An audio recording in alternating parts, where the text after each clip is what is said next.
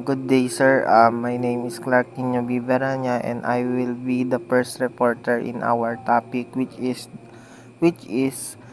literature in Visayas. So, to begin with, um, what is Visayas region? So, when we say Visayas region, it is the center region located at the center of the Philippines archipelago. It composed also with with three main sub-region, which is the Western Visayas, then Central Visayas or Region 7, and also the Eastern Visayas. Western Visayas, island of Panay, Guimaras, and the western part of Negros with Iloilo City as the regional center, including province of Iloilo, Antique, Aklan, Capiz, Guimaras, and Negros Occidental. So, when we say Western Visayas, dito po yung mga lugar na part siya na sa Western Visayas, which is yun na yung sinabi ko, yung provinces, which is Iloilo, Antique, Aklan, Capiz, Guimaras, and also Negro Occidental. So it is also known for rich culture, colorful festival, and diverse languages, the Western Visayas. So next is Central Visayas. City, Bohol, Cebu, Bohol, Negros Oriental, and Siquijor. Cebu City is the regional center. So in Central Visayas, the center of in Central Visayas, the city is the Cebu City is the regional center, which mean Central Visayas is made up of islands in the middle part of the Visayas. So this region is famous for tourism spot like Chocolate Hills and beautiful beaches. Last region, which is the Region 8 or Eastern Visayas. Eastern Visayas is located on the eastern side facing on the Pacific Ocean. So the provinces here are the Leyte, Samar, and Biliran. And it is also known for historical sites and strong cultural tradition. Let's jump to the next slide, so which is the Panayan literature. So what is Panayan literature? Panayan literature includes the literature of the province into which the island of Panay is divided: Iloilo, Capiz, Aklan, and Antique. Although Negros Occidental and Guimaras Island is not part of Panay, their literature is still considered as Panayan. So, meaning to say, yung Panayon ay tumutukoy sa mga panitikan na nagmula sa isang isla ng Panay. Na yun na yung kasama dito yung province of Iloilo, Capiz, Aklan, at Antique. So ano nga ba ang laman ng Panayan literature? Ito yung mga binubuo. Ito ay binubuo ng mga kwento, epiko, tula, awit, proverbs, riddle, at iba pang uri ng panitikang nagpapakita ng kaugalian. Even though na yung mga epic, mga kwento, tula, awit, mga proverbs, dito yung pinapakita dito yung kultura ng isang lugar, or yung mga tradisyon na ginagawa nila, or yung mga paniniwala, yung mga kasaysayan, at yung paano sila namumuhay. Paano namumuhay yung mga tao dito sa Western Visayas.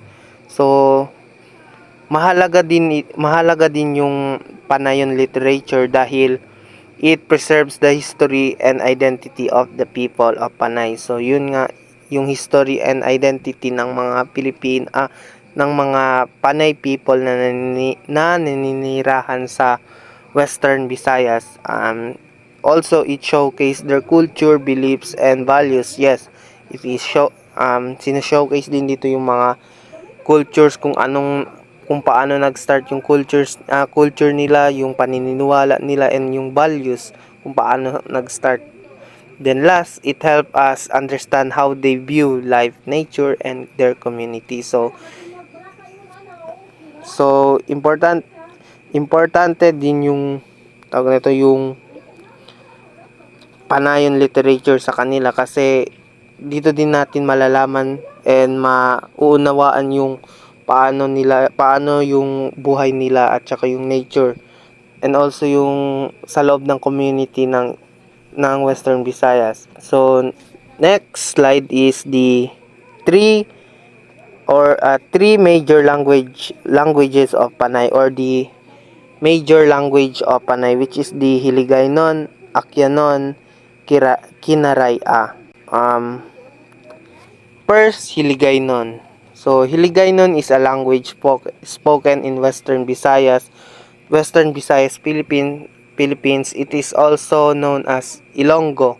So yung Hiligaynon daw ay siya yung isa, parang Ilonggo version siya ng mga na language, meaning to say parang may pagka-mix na Bisaya tsaka Ilonggo. So may example dito, no, na gimaya nga ikaw. So gimaya nga ikaw, meaning to say how are you, yun ang meaning nun sa English.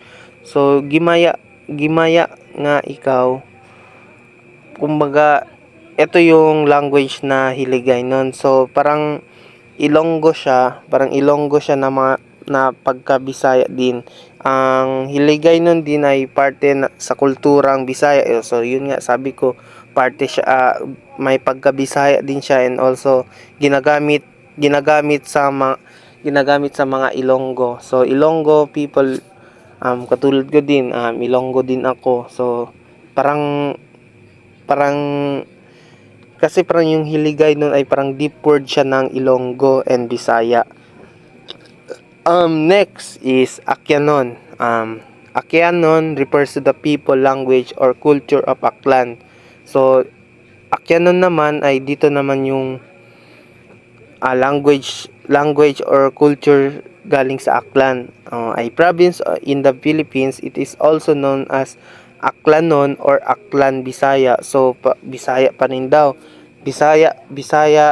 So if yung Hiligaynon ay combination of Ilonggo and Bisaya, and dito naman yung ang Akyanon, Aklan Bisaya, spoken by the Aklanons. So Aklanons, ito yung tawag sa tao or nakatira sa yung mga Akyanon means ito yung tao, or ito yung language nila. Aklanons, ito yung tao na nagsasalita ng Akyanon. So it's a rich language with its own unique vocabulary and grammar. So example nito ay yung hay mayad nga adlaw. So meaning to say good morning. So kung sa Bisaya pa to, maayong buntag ninyong tanan. So meaning to say, kung ang meaning nun ay good morning or maayong buntag, good morning. So yun. In Akyanon, matik hay naging famous ang Akyanon tungod sa ilong festival kang iban pa nga mga tradisyon. So meaning to say, naging famous ang Akyanon dahil sa festival na tinatawag nila na Ilong. So yun. So last major languages of Panay, which is the Kinaraya. So Kinaraya is the language spoken in Antique, a province in Western Visayas, Philippines. It's also known as Karaya or yun sinasabi din nila na Humpty Canon. So, same lang din sa sa Akyanon, yung example na mayad nga aga, mayad nga aga means good morning. Then sa Akyanon, mayad nga adlaw.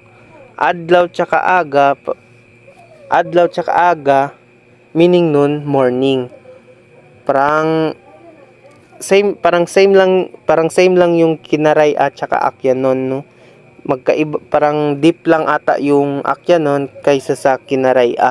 So Kinaray is an important part of Antikyanon. So Antikyanon, Antikeno, ito yung mga tao tinatawag na ito yung tawag sa tao na naninirahan sa Antike. So, may mga awit din sila, kwento at tradisyon na nakatago sa Kinaray language. So, that's all for my parts.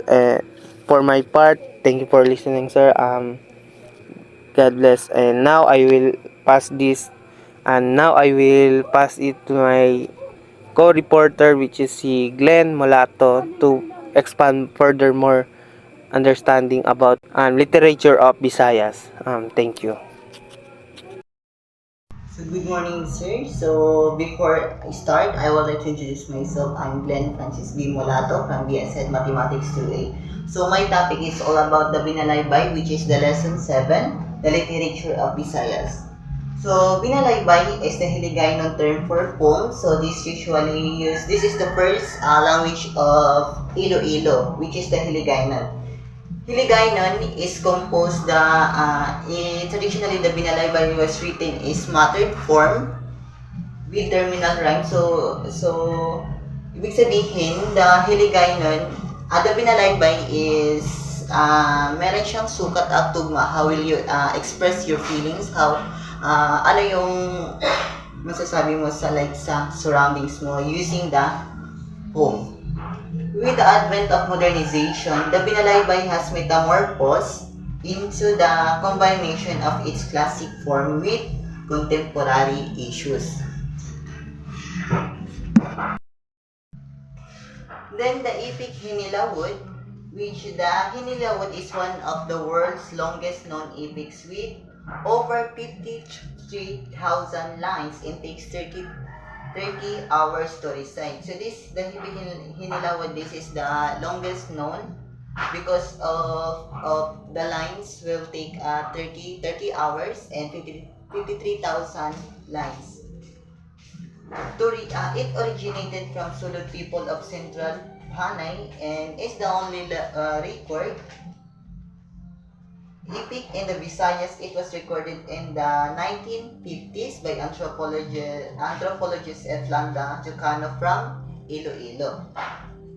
Then the second one is the literature during the Spanish colonial period. During the Spanish era, natives adopted Passion and corrido into their own traditions. So during the Spanish era, the Iloilo is adopted the Passion and corrido when composed the poems own like traditions. Writers followed religious and moral literary forms such as saints' lives, prayers, and conduct books. So here naman sa literature during the Spanish colonial period, they usually use the religious and moral literary forms such as saints' life, prayers, and conduct books. Early Visayan work like Lagda as pagkamaligdon sa taong Bisaya. So, early Visayan works like Lagda sa pagkamaligdon sa tuong Visayas sa 1734. And ang suga nga magadanag sa nagapuyo sa kangitngitan sa sala in 1879. These works reflected the strong influence of Christianity and Spanish teaching. Okay, now I'm your next reporter, Florjine Terroza. Okay, let's talk about the sample of Binalaybay. So, to whom does the author direct the message of the sample binalbay? This binalbay is specifically addressed to the young maidens.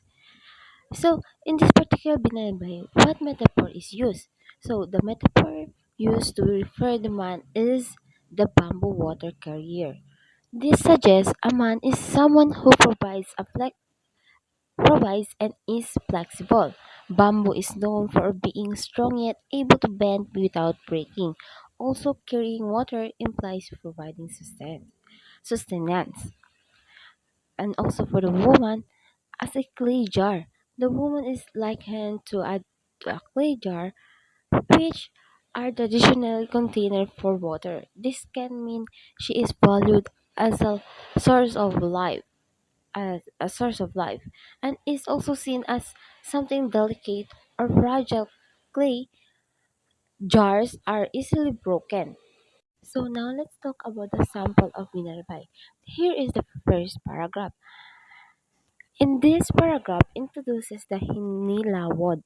It is really long story or an epic from the ancient Sulod people in central Panay or Visayas region. It is super long, over 53,000 lines. It, it takes 30 hours to tell the whole thing. It was written down by F. Landa Jocano, an anthropologist in the 1950s. Part of the story are used in festivals and plays. And next paragraph talks about what people were writing during the Spanish colonial period in the Visayas. Writers were inspired by Spanish religious writing like stories about saints, prayers, and guides on how to behave. Local writers were also adapting Spanish stories and poems like the Passion and Corrido to fit their own culture. The first books in the Visayas were collections of different kinds of writing like advice, stories, and religious thoughts. Two examples are Lagda sa Pagkamalikdon sa Tauong Bisaya, and ang suga nga magandan ag sa nagapuyo sa kangit-ngitan sa sala. In the third paragraph, it explains why Visayan writing in local language started to become popular near the end of Spanish rule. Places like Iloilo, Negros, and Cebu were doing well because of sugar. This created a middle class. Middle class families could afford to send their kids to study even outside the Philippines. Schools were also built in Cebu and Jaro. Filipinos started movement to have more control in the church and to fight for reforms or propaganda movement. This made things more open and less strict. Spanish was not as popular anymore, and English has not fully caught on yet. This created an opportunity for local languages to flourish in writing. Despite the Philippines just changing colonial rulers, the more open atmosphere led to a boom in newspapers and writing in local languages. And next, this explains why local language writing became so popular in the early 90s. 90s. It says that local newspapers were essential for this boom in writing. A new type of story became popular, the serialized novel. This is like a novel that broken up into parts and published in newspapers or magazines over time. Before, newspapers that favored the Spanish were common, but now local language newspapers were became more popular. Example, El Porvenir de Visayas and El Boletín de Cebu. New local language newspapers kept popping up. Example, ang Suga, ang Kamatuoran, ang Kagubot, Kadaping Sang Banwa, Pangbaong Kusok na Babaye, Bisaya, Hiligaynon. This newspaper became very dependent on the popularity of serialized novels, which were all the rage in 1930s. Alright, next paragraph explains why those serialized stories were so well liked by ordinary people. The stories were popular because they didn't stray far from the traditions that people already love. Example of Magdalena G. Halandoni, when this writer started writing longer stories or novels instead of poems or corridors, she still used the same romantic style from the corridors. So her novels felt more like corridors written in regular sentences instead of poems. They were not really like the real novels. Alright, next, in this paragraph explains what a novel really means and how it's different from romance, even though we often use the term romance novel. Commonly, a novel just means any long story in book from written in regular sentences. But the real novel, like the ones from Europe during the Enlightenment, like Rizal work, is more specific. It's a long, realistic story that focuses on what characters are thinking and feeling or psychology, social and political issues. Because novels are long, they can explore characters and their social world in detail. Romance is an older style that more about celebrating and idealizing life. It's often found in poetry. Romance doesn't dig into social problems like realism does does. So novels are usually seen as more realistic, while romance is more about idealizing things. And next, it explains what was happening with Visayan writers at this time in history. Visayan writers who were used to writing poems in the corridor style, which is a type of romance, were trying to write realistic novels in prose that dealt with modern social issues. This resulted in a lot of hybrid novels that combined elements of romance and realism. They were mix or both of styles. And lastly, this paragraph gives example of early Visayan novels and how they mix different styles. The first Visayan novel was a hybrid combining exemplum, a Spanish-era style that teaches good behavior, and a chronicle, a short, factual account of events. Chronicles were closer to a realism and allowed writers to address social issues that romance could not. This novel tries to be a semi-fictional account of events in Cebu, abuses by the Philippines constabulary. But ang Pulahan wasn't fully realistic because it still had romantic elements like ideal characters, surprises, and coincidence, sudden changes in fortune. These novels were published in newspapers and magazines, so they had to be popular to make money. Journalists who became novelists kept using traditional elements like romanticizing and teaching morals in these new forms. Writers started adding social and political issues like Rizal did to their stories. This novel added the social issues of labor problems to the usual romantic and moralizing style. And that's all for today's lesson.